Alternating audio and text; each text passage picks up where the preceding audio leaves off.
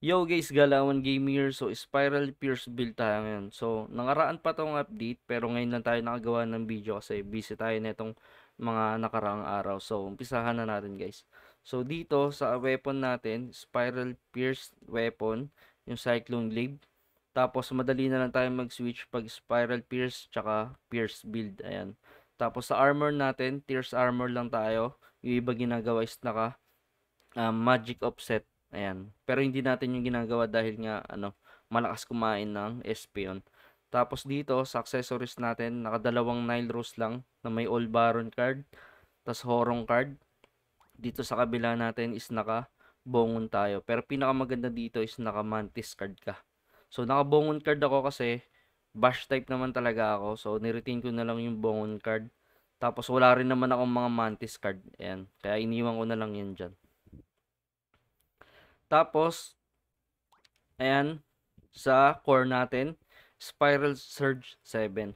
Ito yung pinaka-importante pag mag-spiral tayo. Kailangan meron tayong gantong core. Tapos, pinakamaganda na ito yung smell doon. Yung level 10 na Spiral Surge kasi 200% yung binibigay na attack nun. Tapos, dito, Dauntless Order kaysa sa Divine Empowerment. Kasi mataas yung PDEP nun pagka yung bawas na PDEP nun pag wala kayong Dauntless Order. Kaya importante para may Dauntless Order kaysa sa Divine Empowerment. Ayan. Tapos kumuha lang ako ng Arcdam na Divine Empowerment band kasi yan lang yung kasya sa weight natin. Tapos sa skill, ayan, wala na tayong joint beat kasi meron tayong Spiral Pierce tapos Berserk na level 5. Pero ang kagandahan nito, pag PvP, pwede nating habulin yung tension relax. Makakakuha tayo ng level 3 na tension relax. So wala lang ako kasi ito yung pang PvE ko.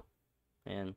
Pero pag PvP kayo, kuha kayo ng tension relax. Kayang-kayang habulin yan. Mga level 3 lang na ito. Ayan. Nilagay ko na lang siya dito sa Iron Will kasi wala, hindi ko naman magagamit din yung joint beat eh. So, kaysa lagay ko sa head crush, lagay ko na lang dito. Ayan guys. So, tetestingin natin yung damage natin dito sa Alice. So, etong Alice na to, so, katiting na lang talaga ma-one hit na natin. Pero yung mga Dark Frame, ayan, tapos yung mga ibang small, medium, yan, one hit na natin. Ito kasi neutral kasi to. Wala tong elemental, neutral lang siya. So, testingin natin dito. Katiting na lang talaga, ma-one hit ko na talaga to. Siguro pag nag-puds ako, tapos sabay nag-buffs tong Squidget, one hit ko na siya. So, ayan, ganyan lang yung damage ko dito. Yan, nagti-trigger kasi yun natin. Ayun, katitingnan lang talaga siya sobra. Ayun, oh. Ay, 'di ba? Katitingnan lang. Siguro pag nagpuds ako ng one hit ko na siya. Pero yung iba, yung mga ride word, ayan, one hit ko na yan. So, puntahan natin yung ride word. Ito. Ayan, one hit ko na yung mga ride word. Kahit hindi na ako magpalit ng card dito. Siguro dun sa Alice, kulang ako ng card ng isa pa. Siguro, pag na-upgrade ko tong skeleton worker ko, ayan, one hit ko na yun. So, ayun lang siya guys. Testingin naman natin siya sa mga MVP. So, build tayo. Punta tayo dito. Try muna natin to.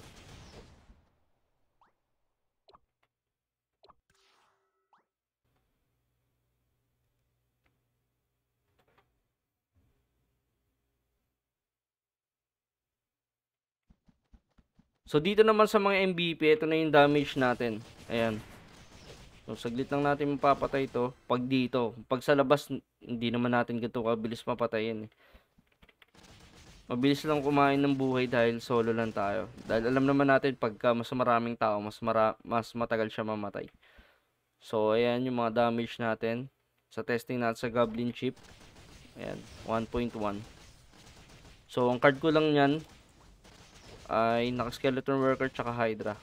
So, medium tsaka naman to. Medium demi-human. Kaya ganyan yung damage natin. So, try natin sa mga mistress. Ayan. So, wala pa tayong element dyan. Ayan, ganyan na yung damage natin. So, silence tayo. Paintuin natin siya. Ayan. So, di pa ako nagpapalit ng mga card.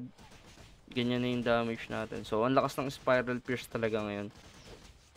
Kung mag-MVP, MVP, ayan, ito, pinamaganda. Pagka medium tsaka small, Pagka large naman, ayan, mag-pierce kayo. Meron ako mga in-update, meron tayong mga video about sa mga pierce. Ayan, check nyo na lang guys. Dati pinagko-comparison ko kasi yung mga build ng mga LK. So ngayon, pinalakas talaga sa atin dito is yung spiral talaga. Pero goods pa rin naman mag-bash. So bash pa rin tayo pag PvP. Ako pag nagpi-PvP ako, bash pa rin talaga ako.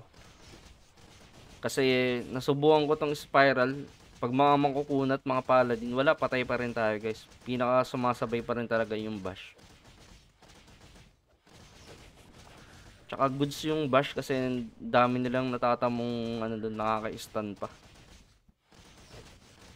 Ito, pagka mga makunat na, wala na. Ayan, mga Dracula. Ay, ano natin. Sino ba to? Moonlight. So, ayan. So, wala tayong elemental. Ayan na yung damage natin.